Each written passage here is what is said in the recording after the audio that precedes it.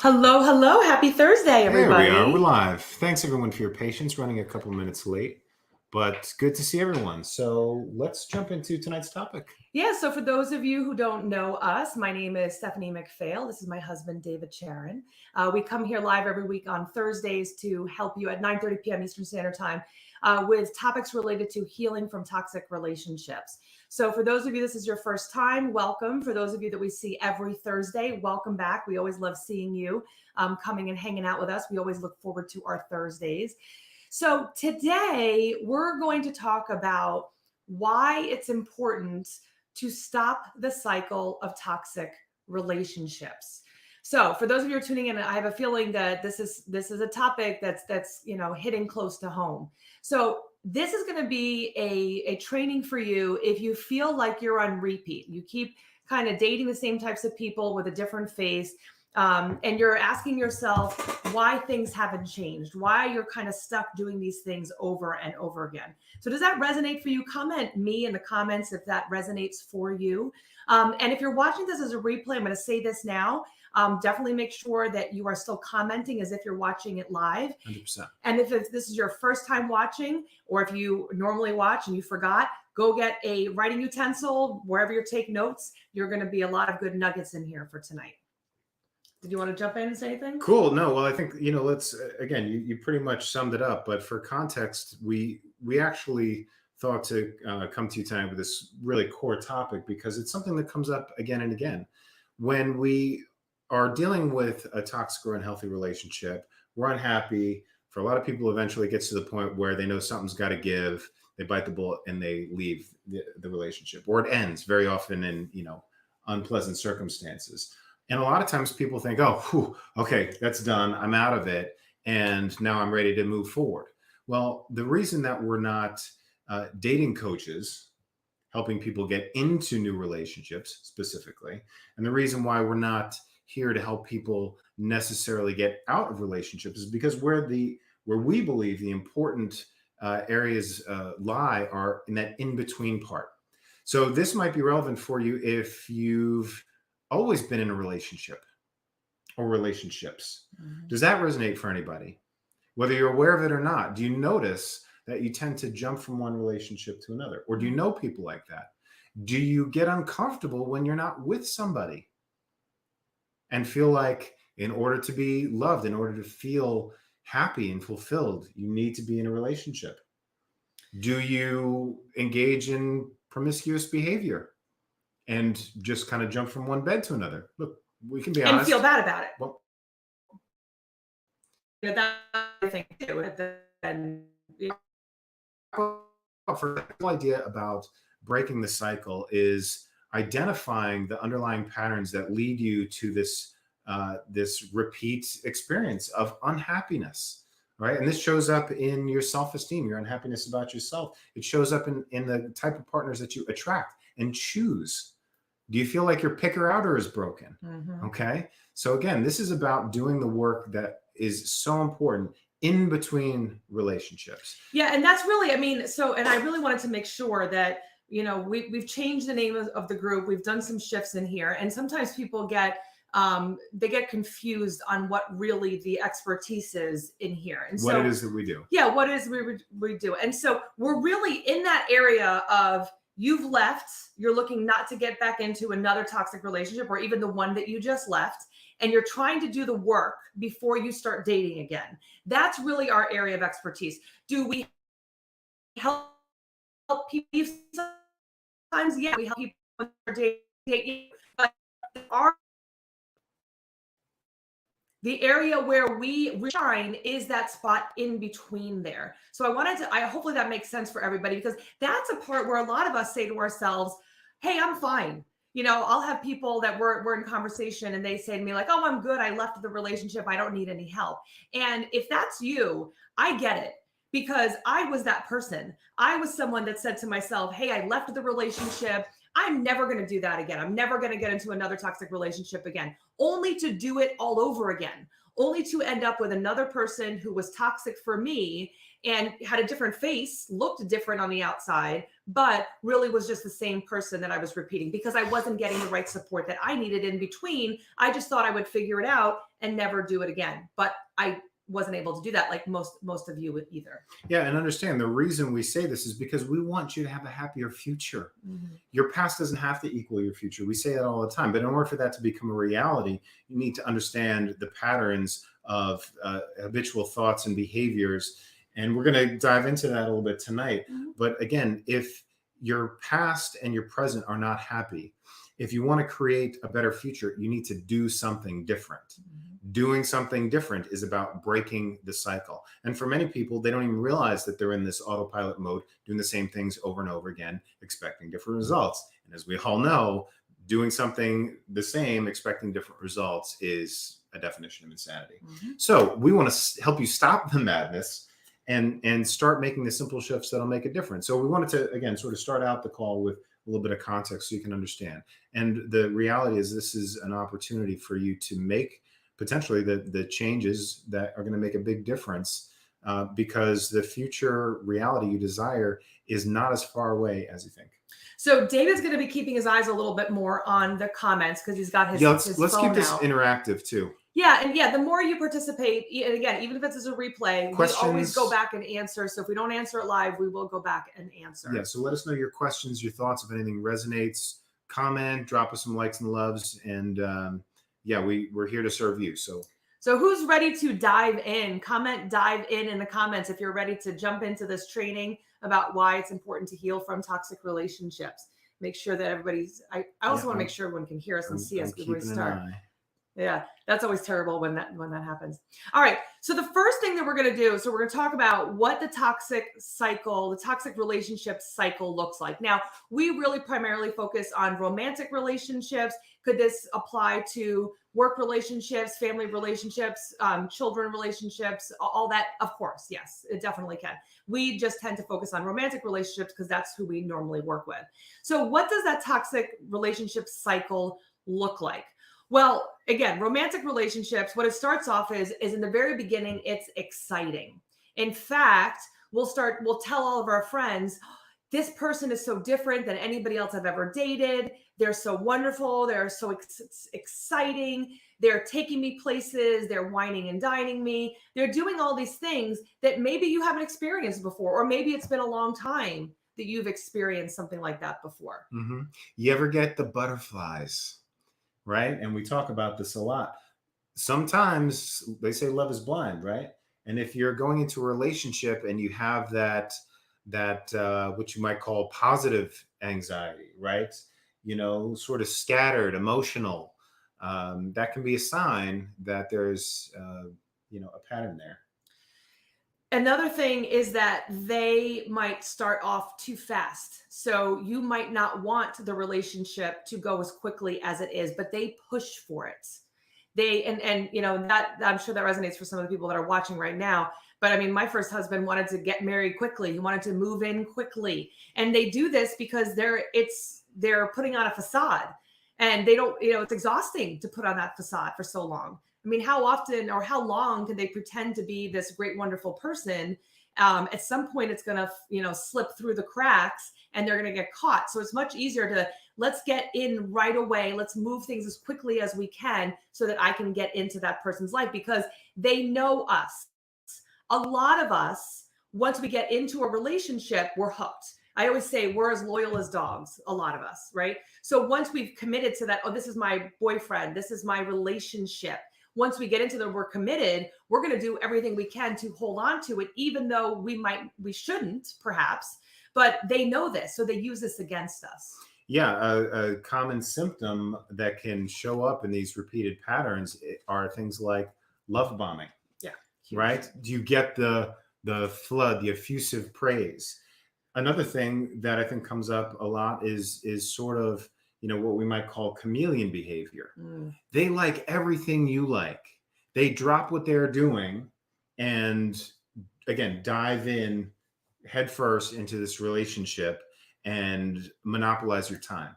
And especially when you maybe have not gotten the attention in past relationships. So now all of a sudden there's this person that seems to be really interested in the things that you're doing. They want to spend a lot of time with you. They want to hang out with you alone. They want to remove you from their friends. These are all things they do to try to just like kind of push the other people away so they can have you all to themselves.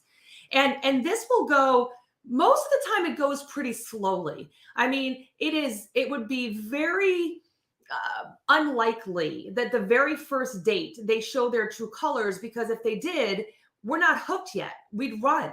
I mean, most of us would. I don't see anyone seeing like some really huge red flags on the first date and being like, sure, let's have a second and third. You know, we might say, oh, there's something a little bit off. Maybe it was a bad date. But those big red flags on a first date, we're not going to go back and give them another opportunity. So they start, and I always give this example, it's kind of like the velociraptors in Jurassic Park. They test the boundaries. And a lot of us, because we do not have healthy boundaries to begin with, and we don't really know who we are and what we need, we allow them in. So it's like wherever our boundaries are, they keep pushing the boundaries, they get closer and closer. And now all of a sudden we're in this place and we're wondering, how did I get here? How am I in this position where I am with someone who maybe they're not physically abusive, maybe they're not emotionally abusive, maybe they're just someone you don't get along well with, maybe they're someone that's controlling, maybe they're just someone you're like, this isn't even really a person that I like.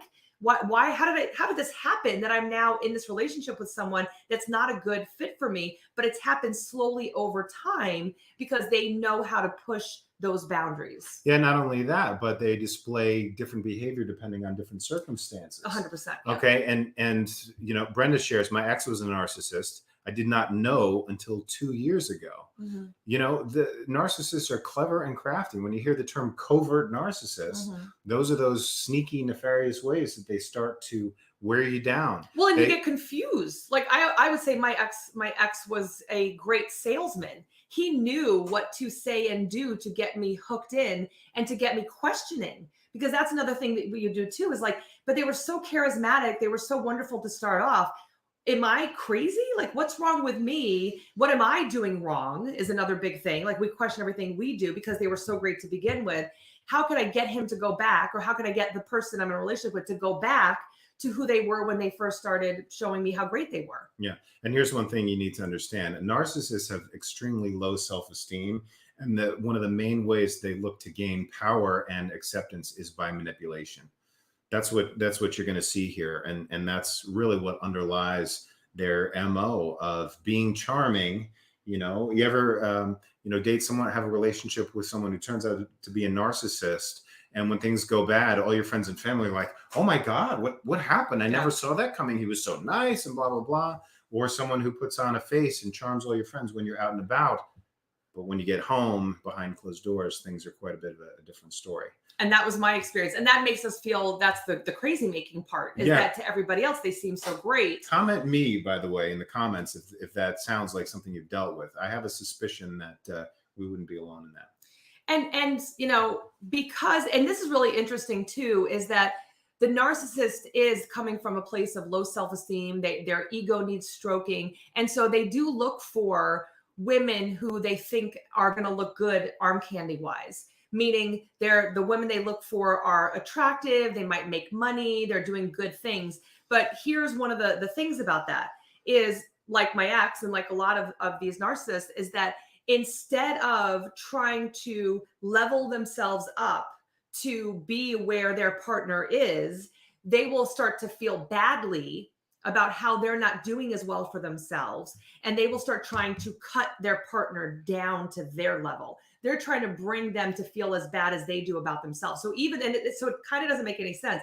Part of them loves the fact that they have this strong, powerful woman. The other part is angry that this person is strong and powerful and they're not, because it only just reiterates their own insecurities that are there. Yeah. And again, a sign of being in this toxic relationship cycle is a sense of this emotional economy, a sense that you have to put on airs, a sense that you have to act, a feeling of being unsettled. It's like a tit for tat all the time. Unsettled, right?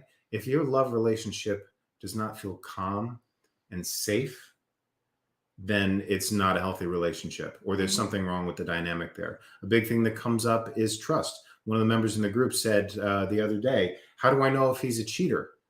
If you even have to ask that question, there's something wrong with the dynamic. They could be a perfectly loyal person. There's so much power in the questions that we ask because it shows where our focus is and it directs our focus, right? If you go into a relationship paranoid and worried that someone's going to cheat on you, again, that's a sign, a symptom that you're in a toxic relationship cycle. And, I noticed Dee says, I understand all those questions. So what is the answer to this issue? Patience. We're going to get there. We want to sort of lay a little bit of groundwork. So for those who maybe aren't familiar or haven't been able to recognize these red flags, they have a frame of reference. So, but we're going to go a little bit further and talk about how to actually break the cycle. So other things that happen is that, we let things slide because, again, this can't be the person that I started a relationship with. This is, the person I fell in love with is different. They must have been having a bad day. They must have been stressed out. We try to, a rational person is going to try to rationalize this type of behavior. If we do start bringing it up, so we start noticing like, hey, something's not right. Let me bring something up. That's going to be a huge fight. And it's going to probably be turned around and be our fault. So, it's because of how you behaved, because of what you did. It's how you are as a person. And they'll actually start, again, trying to belittle you and demean you. The things they once said were so great about you, or they're not going to turn around and make it that, well, those are all things that are making me react the way that I am. So there's no responsibility for any of their behavior. And then a lot of times we tend to withdraw. So if we're married to this person, then we might withdraw more and more from friends and family to try to make this person happier, to try to figure out and understand what's going on. If we're living with that person, might do the same thing. If we are dating that person, we might, depending on how deep we're in it, that might be where we say, hey, maybe I need to end this. Or maybe we fall into the pattern as well, where we're like, hey, I've had these other toxic relationships before. This is the best I've ever had. Let me try to make it work, because again, we remember what it was like in the past. So we get sucked into this dark hole. And the thing is, it gets deeper and deeper until we're really in this place where we're really isolated. We feel really alone. We feel embarrassed. And a lot of times we feel ashamed that we even got into this position, because again, most of us are doing well for ourselves in other places in our lives. And here we are in this place in our romantic relationship with someone who's supposed to be our best friend. And instead we're in survival mode, trying to understand like what's reality and what's not. And we've lost trust in ourselves to make good decisions for ourselves. Yeah. And one thing to look at is how other areas of your life are affected by this. Your relationship, your romantic relationship, can affect other relationships in your lives. And if the relationship you're in is healthy, if your partner's healthy, if you're healthy, if you're both emotionally intelligent and in it to be mutually uplifting, it's going to have a positive impact on the other relationships in your life. Sure, there might be people who they might talk smack, they might gossip, they might project on you. But generally speaking, when you're in a healthy relationship, it's going to bring out the best in you, and you would see the best coming out in other areas of your life. Like you were alluding to, if you're in a relationship and suddenly you're not allowed to see your friends, they monopolize all your time, they start talking badly about other people in your circle, friends, family members, and to the point where you start to question reality. Okay. A healthy relationship is going to really support the truth of the matter and not put you in a situation where you feel like you've lost a grasp of what's actually going on. So why does this happen? Why do we get into this cycle? Is there any comments that I should look at before we get into the next one? We've got people commenting. Okay. Dee says, honestly, these are exactly all the men I've ever known. Are there really good ones then? The short answer is yes. Mm-hmm. And if you lean in, Dee, I think you'll get some nuggets here in terms of how to actually find those. I say all the time, your perfect partner might be 1 in a million, but if you believe that we're all bad, you're certainly never going to find them. And the fact is, they might be a needle in a haystack. Okay, what we're going to kind of get into a little bit here, at least from a high level, is how to go from trying to sort through all the pieces of hay man to attract that person amidst all the billions of jerks you might think are out there. And again, I'm getting a little ahead of myself, but yeah, we're going to talk about that. Brenda is nodding her head. Yes, yes. Jim, lost a lot of friends. We didn't even go out much. Yeah, I feel you. Bonnie says co-parenting is super difficult. That's a challenge. We could do an entire training on that alone. Yeah, again, what we want to help you do is to break the cycle and avoid those patterns. You can apply some of these principles to, co-parenting situations, honestly, because this isn't just about ending one relationship. It's about shifting the dynamics, the way that you show up, and the way you show up to a large degree is going to determine how other people affect you, right? Basically. So here's the thing. So how and why is this kind of dynamic created where we get sucked into these types of toxic relationships? And why is it that we repeat them over and over again? Just like what Dee said. I mean, that was me too. We go into it hoping that this is going to be different. And then lo and behold, we get sucked into the same thing. Well, I always say too, that before I did the work, David would not have been my guy. He would not have been the one that I chose. Nope. There was a lot of things that I had to do for myself to work on myself, but there was a lot of other clarity that I had to get as well before I was able to even realize that David or the idea of David, because I had the idea of David before I actually met David, but the idea of him had to be created and I had to get that clarity on it and know that it was possible and that I wouldn't lower my standards unless I was getting what I was looking for.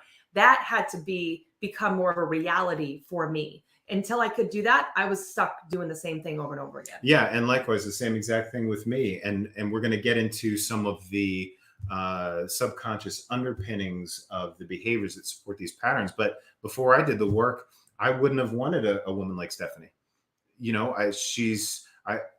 I came from a place of, and again, I'll just say it, low self-esteem and the need to control situations on some level or another. Stephanie cannot be caged.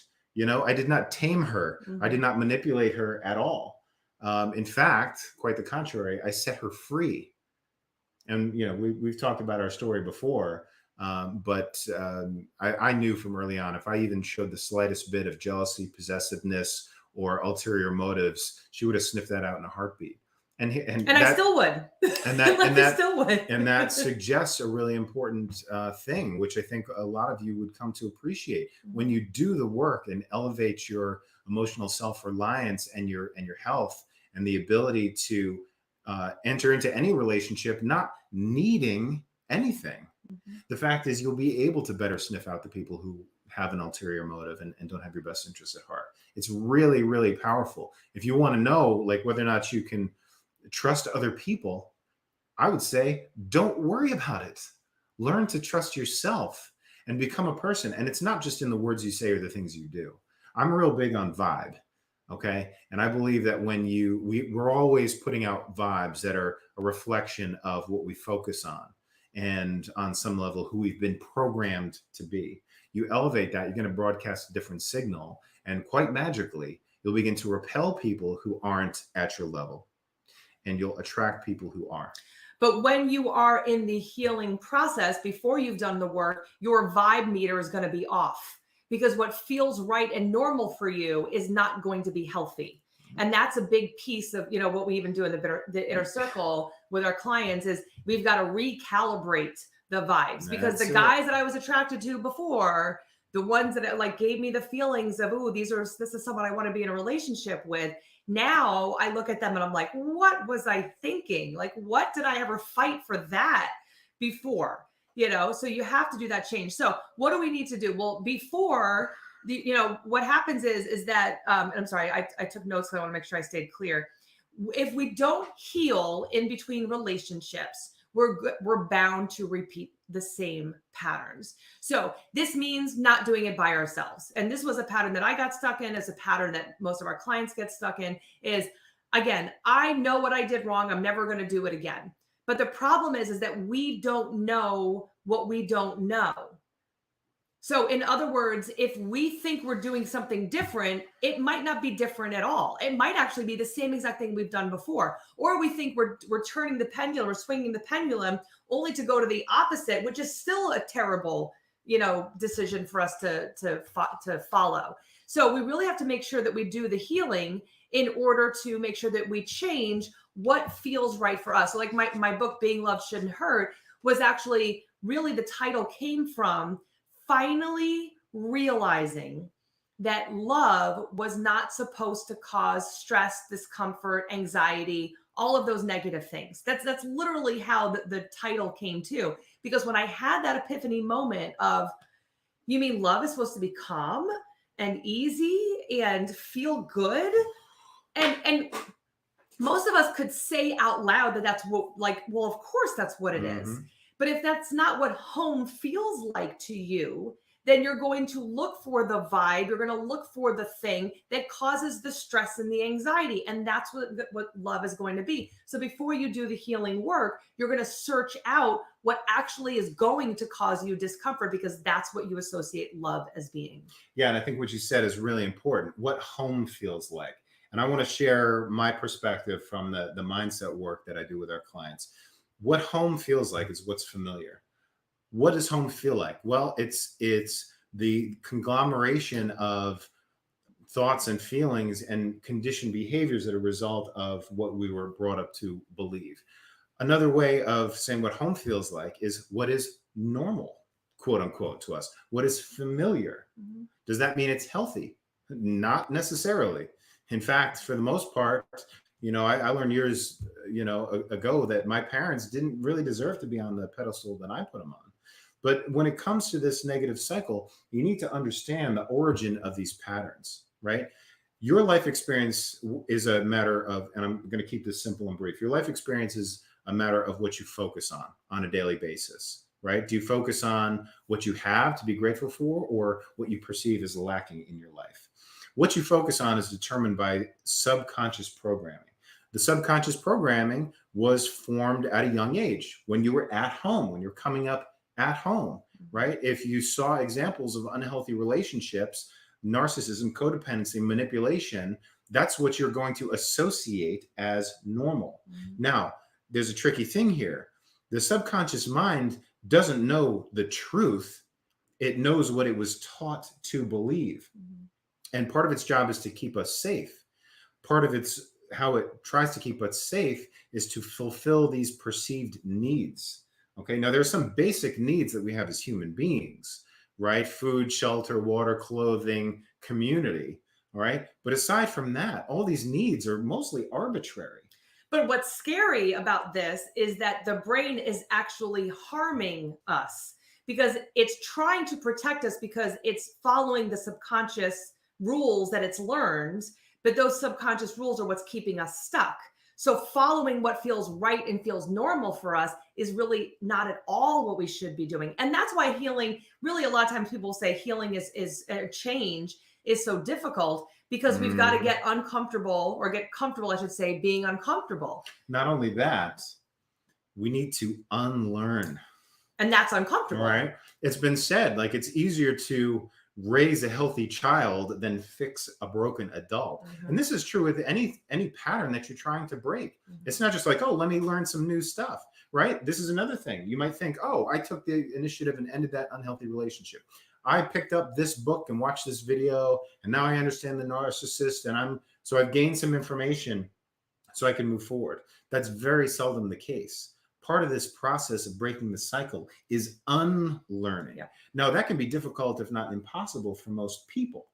But the good news is that when it comes to reframing your perceptions of reality, changing what you habitually focus on, it's really about getting back to those core beliefs. And again, for most people, they might go to a traditional talk-based therapist, get a lot of conscious understanding, intellectual insight into why they're screwed up, the origin of their dysfunction, and even reasons why, okay, I can understand the narcissist. They weren't hugged enough as a child, and whatever the case is. And I know I should forgive myself. I consciously want better for myself. That must be the right thing, right?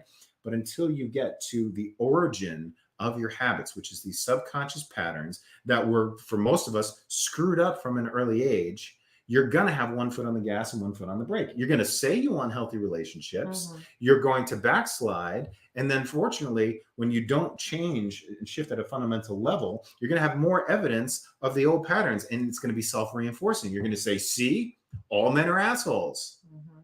You know, I'll never be successful in relationships. He treated me poorly. I'm obviously not worth it. Right? Does that make sense? I see Robin giving a little clap. So I was laughing as I see the little emoji come up. Okay. So yeah, again, this is an important piece. And as far as I'm concerned, this is the key piece about breaking these cycles, because you can consciously understand that you're not happy. You might even be honest and say, okay, I've done some messed ups. I've made some bad choices. I haven't always, thought, spoken, and behaved in alignment with my highest virtues, the best I believe I can be. Okay. You might even be, humble and say, okay, I want to change. But the unfortunate reality for most people is that they don't have the knowledge and the tools to make a change. And again, like this is our passion. This is our focus, because this is how you get leverage on creating a better life and attracting a better life. We don't create courses where it's just like, oh, here, learn this information. I mean, we have various things that we offer to support our community. Mhm. But our passion is helping people identify the patterns that are leading to these unhappy circumstances. Mhm. And we're kind of going to get into this next piece, but deciding consciously what it is that you want instead. And then instead of trying, you actually get to the source of these issues. And long story short, identify what kind of life you want to have and the mindset of a person who would achieve that naturally, without struggle, without the need to people please and manipulate and be a doormat. And then distill those down to the basic core beliefs and install those for yourselves. A key piece of this whole training is this is not about doing things differently, not at its source. It's about becoming somebody different. And to clarify that piece, not becoming someone different or better or more worthy than who you are, but more importantly, like I said earlier, unlearning the things that are not true about you, eliminating those false beliefs, that illusion that's kept you playing these roles that are not really true and authentic. Does that make sense? Yeah, give David some likes and loves on that one. I think that's that really is such an important part, is to really, and of course, David gets really passionate about that mindset piece, the Psych K piece, because how much easier it is, and David gives the example all the time, is if you have level 8 problems and you're functioning at a level 2, that's going to be insurmountable issues. Like, that's going to feel awful.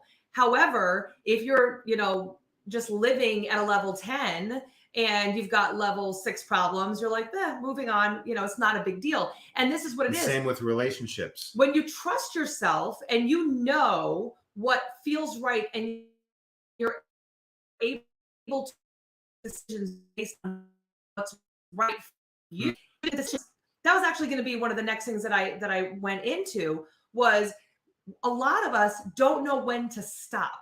We're like pit bulls. We grab on to that relationship, we hold on, and we do everything we can to not let it go. Even though we should have let go a long time ago, we just keep holding on and we don't know when to stop. And so when you've done the work and you've done the healing, when you start to see someone, because sometimes there'll be a wolf in sheep's clothing, or the other way around, a sheep in what is it? Wolf in sheep's clothing. I had it right to begin with. I was like, wait, that doesn't sound right. You have that, and so that you started off and you're like, okay, I've done some work, and someone comes in and you're a few months in, all of a sudden you're like, that seems a little off, right? So in the beginning, they might be showing, it might actually be different than what you've seen before. Now, when you've done the work, even though some of the beginnings might be fine, as things start to come up, you have no problem bringing up. So you have no problem using your voice. You have no problem communicating. If the person yells, screams, curses at you, manipulates any of those things, you're like, see you later.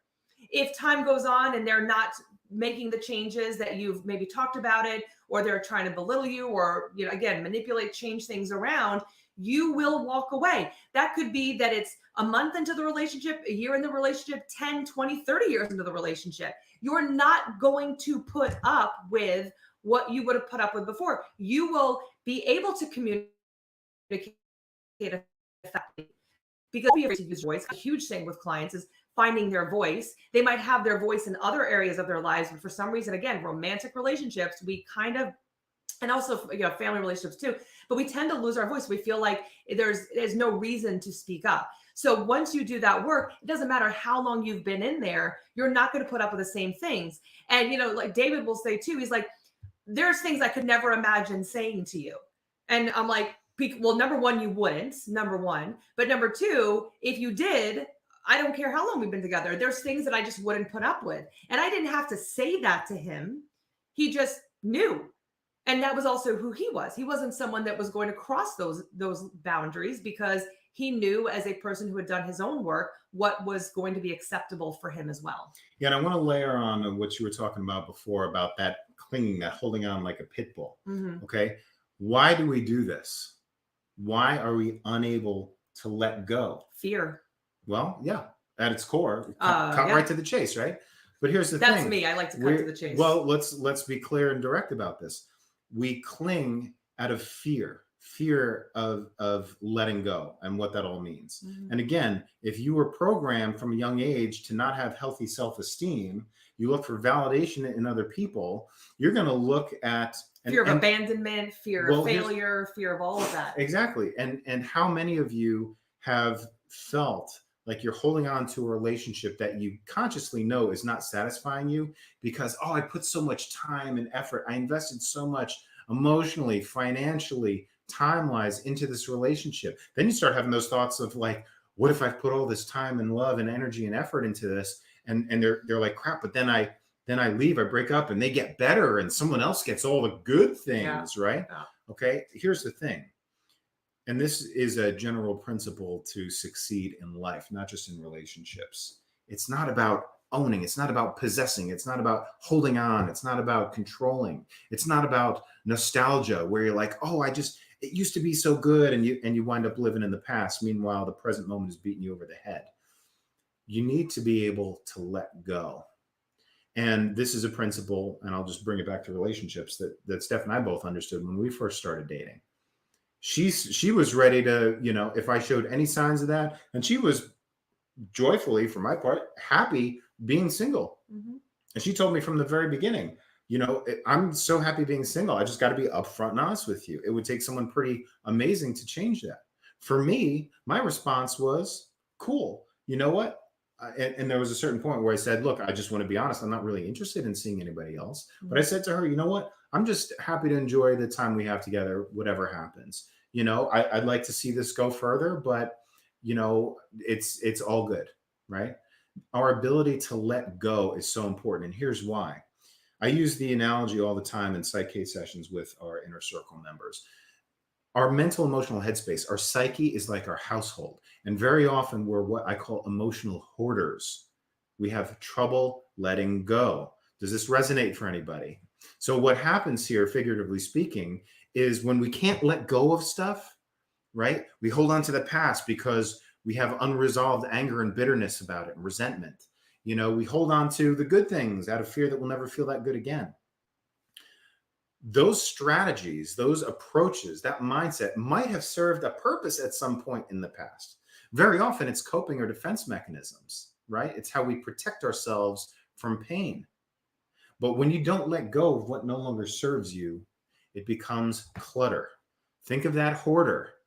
You, as an outsider, would look at like, why are they like fighting over getting rid of piles of stinking garbage, literally garbage? Mm-hmm.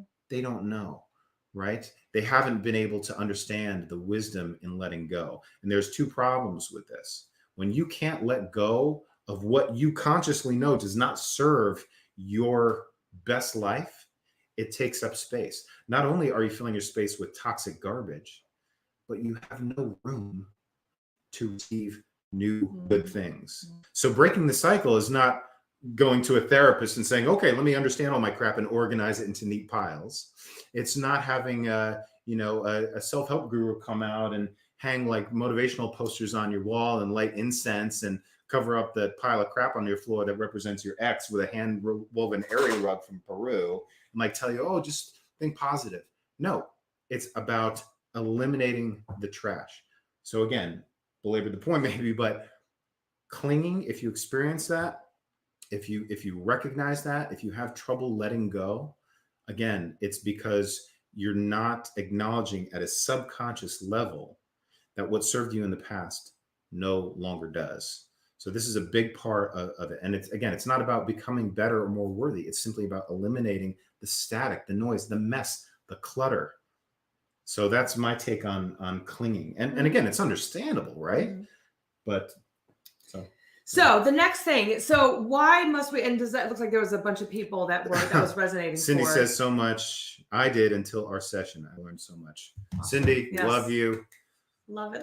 Yeah, Cindy, if you haven't seen the interview we did with Cindy a week or two ago on how her life is transformed by doing exactly what we're talking about, you should check that out. We love it. It's very inspirational. It really just shows the power.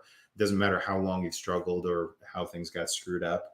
Change can happen very quickly when you have the right tools. So thanks for watching, Cindy. All right. So the next thing is, why do we have to break the pattern? And I know this is going to be a longer training than usual, but I think this is really important for us to talk about this. So why do we break the pattern? Why is it so important for us to know and to have that knowledge so that we don't do it again? I mean, that's the thing. None of us are getting any younger. Right? Like time isn't standing still. While we're trying to figure all this stuff out, we're getting older, we're repeating patterns, we're getting sick because we know that high levels of stress causes illness, it causes inflammation, it causes us to not feel well. I was in the worst health of my life when I was in toxic relationships. Here I am 11 years older and I am in great health. I have nothing wrong with me. And so before where I had like polycystic ovarian syndrome, I had bursitis, my back was hurting all the time. I used to get migraines all the time. I mean, there was a long list of things that were wrong. And now none of those things exist for me anymore. A lot of time spent wasted in pain, physically, yeah, as well as emotionally. You could be living your best life now, but instead you're struggling to hold on to what hasn't served you, not having the right tools to create what will serve you. Yeah. I mean, the changes that we're talking about fundamentally, and anyone who's worked with us, particularly with me in Psych K, can attest to it, that changes can happen. Even lifelong unsupported negative beliefs can be changed in 2 to 5 minutes. I mean, you work with us in the inner circle, we take you in for 10 whole weeks. I mean, that's no surprise really why we can guarantee that you'll be happier, healthier, more joyful, more peaceful, and more optimistic in 10 weeks or less. I mean, this is, again, a reality we want to share with you, that change being difficult, a lengthy, painful process, is largely a myth. It's only difficult for your resistance to change. And again, we recognize that some of you might not be there yet. All right. If you're not at the stage where you're ready to take action, it's all good. We still provide videos like this every week to hopefully inspire you and share case studies and testimonials of people just like you we've worked with. So you can start to realize like it's possible for them. Like we've had clients who've dealt with, abuse to the degree that like it would make your skin crawl. Mm-hmm. God bless them. But that being said, they've been able to do this, what Stephanie refers to all the time as doing the work, all right, but getting to the core, the root of these issues, healing that wounded inner child, satisfying those needs that have been unmet and therefore perpetuated this negative cycle for so long. And that's why breaking the cycle is not like something where you got to like take a sledgehammer to it. It's more subtle and more effective. So why is it? So we said before is, why do we do that? But I guess the bigger question is, what life is waiting for you on the other side? This is it, people. Because I had an interview this morning for a podcast and I was saying, I was like, I say this all the time. I could never have imagined the life that I would be living now when I was living in that struggle before.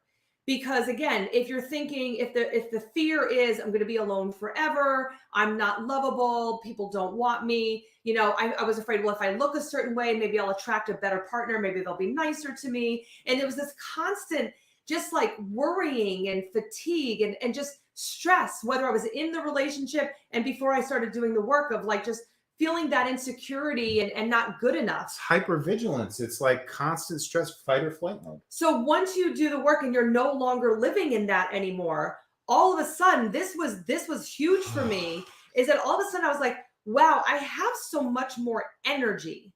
I have so much more energy. What are the things that I enjoy doing? And to be able to start really connecting to self, learning who I was, learning what I wanted, getting really comfortable creating my best life. That is what enables us to learn how to really get excited about that energy of all the great things that we can do. Because I will tell you that you were not put here to use up all your energy being stressed and uncomfortable all the time. Yeah. You are deserving of greatness because you are a human being who was put on this planet. You deserve great things, not because you have to prove yourself or anything else that's happened to you. You deserve great things merely because you're you. And you are doing it. And this is the thought that I have, is that you do yourself and others a disservice by not actually living your best life. We believe if I'm not people pleasing, if I'm not taking care of everybody else, then I'm doing the world a disservice. Opposite of that, if we are not filling up our own cup and doing the great things that we feel this want and need to do, we're not doing those things. Well, then the rest of us, we miss out on that great thing you have. Mm-hmm. And had I not done the work, we wouldn't be here. We wouldn't be here. None of this would be going on. All the people's lives that we've helped change, that wouldn't have existed. And so, and so whatever your gift is, everyone's gift is going to be different, but you have that gift that you can use for a very specific purpose. Yeah. And this is one of the big reasons why we talk about this. What's life like on the other side? Sure, the entry point to our world and this mindset change is romantic relationships. But listen to Steph, how passionate she is. Mm-hmm. Do you have a passion like that in your life? Can you recognize that not being authentic, people pleasing, for example, selling yourself short, being that chameleon in order to receive love and validation from others that you should really be providing to yourself, which is often just breadcrumbs, is blocking you mm-hmm. from stepping into your authentic power and living a life with passion and purpose. Mm-hmm. Look, I don't claim to know what's on the other side of physical death. I subscribe to certain ideas that speak to me through my heart. But suppose this is our shot. She said before, we don't have time to waste. So my question is going to be, have you spent enough time feeling like shit? Mm-hmm. And why aren't you moving forward? Fundamentally, it may be that this programming rather, leads you to not believe in yourself. Mm-hmm. And I will maintain the key piece, and I say this from personal and professional experience, both in my own life and the lives of literally hundreds of people that I've worked with for over 10 years around the world doing this work. 99.99% of the time, it comes down to self-esteem. And people mistake this for arrogance. They feel like, oh, I got to play small. I don't want to shine too bright. Bullshit. Mm-hmm. You need to shine bright. Mm-hmm. Like Steph said, not only are you not living the most exciting, joyful life you can, but you are quite literally doing the rest of us a disservice. Do you want to teach your kids to be afraid that they should play small? Do you want to, dig, fine. Isn't there some spark in you, right? An easy entry point is to say, well, if money weren't an issue, if you didn't have to work and you just had free time to do what you want, no limitations, what would you do? That's a good entry question to start to uncover what your purpose is, something that you can be passionate about. And again, passion is great. It's good to feel good, but you know what? You don't always know your circumstances. be a seat of your personal power, your discipline to push through when things aren't easy.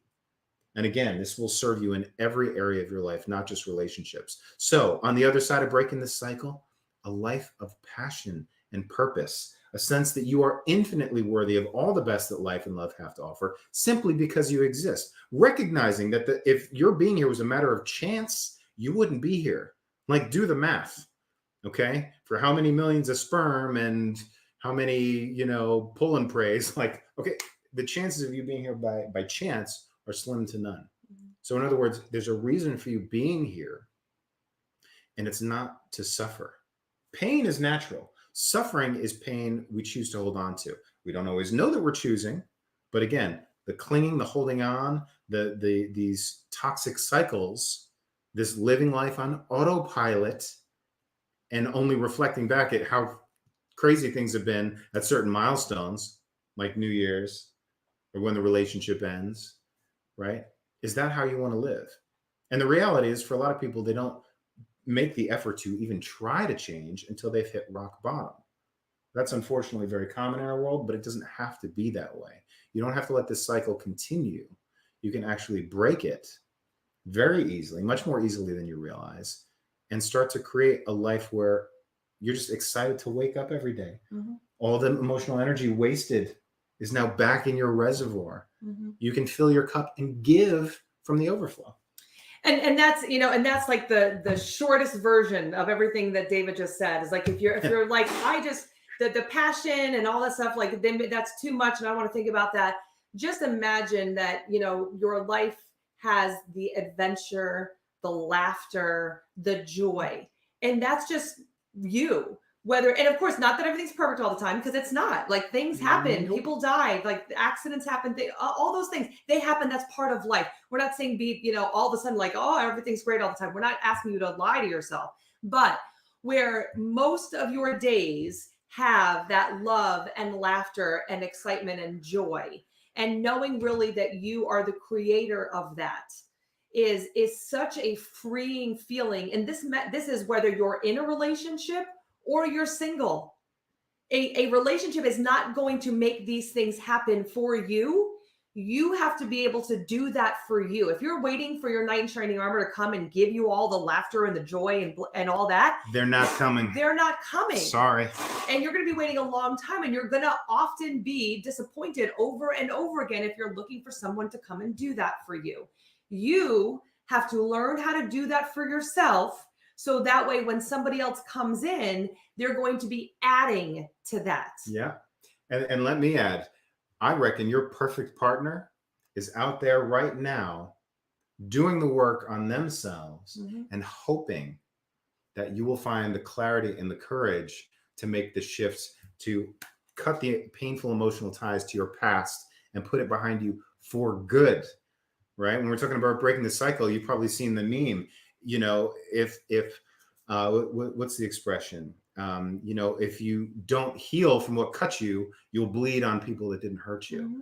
right? Breaking the cycle is about checking your emotional baggage. And that's why we say, take the time to engage in the self-discovery, the emotional healing, and getting clarity on what your best life can look like before you even get back out into the dating world. Mm-hmm. And even then, like Steph says all the time, date for educational purposes, right? When you come from a place of self-sufficiency, emotional self-reliance, you don't give off that needy vibe. Mm-hmm.